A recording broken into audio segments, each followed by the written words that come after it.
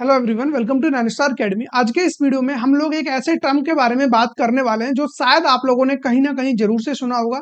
अगर नहीं भी सुना है तो आने वाले टाइम पर आप जोसा या सीसेप काउंसलिंग में पार्टिसिपेट करने जाओगे तो वहां पर यह टर्म आपको जरूर से मिलेगा। वो है सुपर न्यूमरेरी गर्ल्स फीमेल ओनली। तो यहाँ पर कुछ रिजर्वेशन होता है गर्ल्स कैटेगरी के लिए। अब उसका बेनिफिट किस तरीके से मिलता है, उसकी कट ऑफ किस तरीके से डिसाइड होती है, इसमें बॉयज को नुकसान है या नहीं, तो इस सब के बारे में हम लोग बात करने वाले हैं।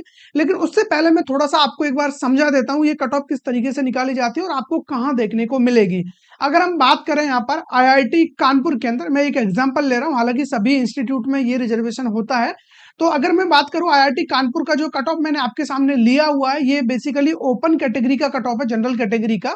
तो यहाँ पर अगर मैं बात करूं कंप्यूटर साइंस एंड इंजीनियरिंग की, तो जो जेंडर न्यूट्रल है, जिसके अंदर मेल और फीमेल दोनों आते हैं, उसकी जो कट ऑफ गई है 271 रैंक। और ये रैंक कौन सी है? जेई एडवांस की ये रैंक है। ठीक है, ये आपको पता है कि आईआईटी कॉलेज जेई एडवांस के थ्रू ही आपको मिलते हैं। तो जो एग्जैक्ट डेटा मैंने आपके सामने रखा हुआ है ये एकदम से ट्रू है, ऐसा नहीं कि मैंने ऐसे एग्जांपल के लिए रख लिया हो। तो ये कट ऑफ है आईआईटी कानपुर की। तो इसके अंदर अगर आप देखोगे क्लोजिंग रैंक जो सुपर न्यूमरेरी फीमेल ओनली वाली कट ऑफ है वो है 1109।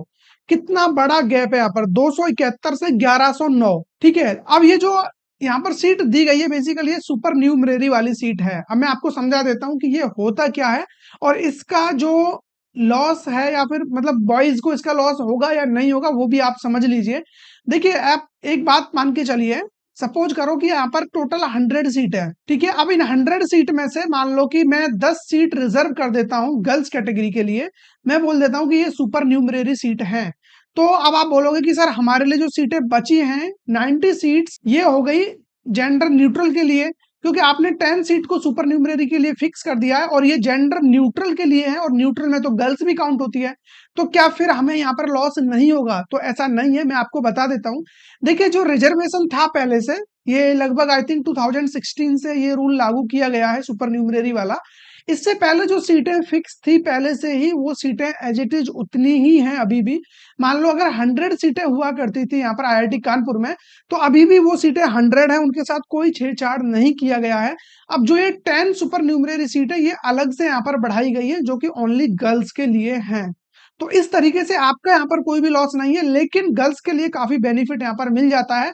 और ये इन्होंने क्यों किया, इसकी क्या जरूरत पड़ी? बेसिकली यहाँ पर रेशियो को थोड़ा मेंटेन करने के लिए। और रेशियो इस तरीके से नहीं कि 50/50 करना हो, जस्ट 20% गर्ल्स हर एक आईआईटी एनआईटी में पहुंच जाएं, उसके लिए इन्होंने इन सीटों को इंक्रीज किया, ताकि यहाँ पर हम फिक्स कर दें कि इस सीट के लिए ओनली गर्ल्स ही फाइट करेंगे, ये सीट ओनली गर्ल्स के लिए ही यहाँ पर दी जाएगी। बाकी जो सीट है पहले से जो चली हुई आ रही है वो सभी के लिए ओपन है, उसमें गर्ल्स बॉयज सब पार्टिसिपेट करेंगे, उनसे कोई लेना देना नहीं है। लेकिन ये सीटें अलग से यहाँ पर निकाली जाती हैं और जिसके चलते हुए यहाँ पर जो सुपर न्यूमरेरी वाली सीट्स हैं उनका जो कट ऑफ है काफी लो चला जाता है। जैसा कि आप अगर इस लिस्ट में देखोगे, किसी भी ब्रांच का आप देख लो, एरोस्पेस इंजीनियरिंग में जहां जेंडर न्यूट्रल का 3661 गया है, सुपर न्यूमरेरी का 8869। ठीक है, बायोलॉजिकल साइंस का आप देखोगे 6000 गया है, यहाँ 12000 गया है। केमिकल का 4000 से 8900, सिविल का 5800 से 13000। ठीक है, अर्थ इंजीनियरिंग का 9700 से 19200। इकोनॉमिक्स का आप देखोगे 3100 से 5400। तो ओवरऑल सभी जगह पर आपको यहाँ पर इंक्रीमेंट देखने को मिलेगा, मतलब काफी लो रैंक पर भी आपको इधर एडमिशन मिल जाता है सुपर न्यूमरेरी गर्ल्स में। तो आई थिंक अब आपको समझ में आ गया होगा। तो जितनी भी गर्ल्स हैं उनको इस रिजर्वेशन का बेनिफिट जरूर से लेना चाहिए, क्योंकि काफी लो रैंक पर आपका काम हो जाता है। और ये तो है जस्ट जनरल कैटेगरी का डेटा।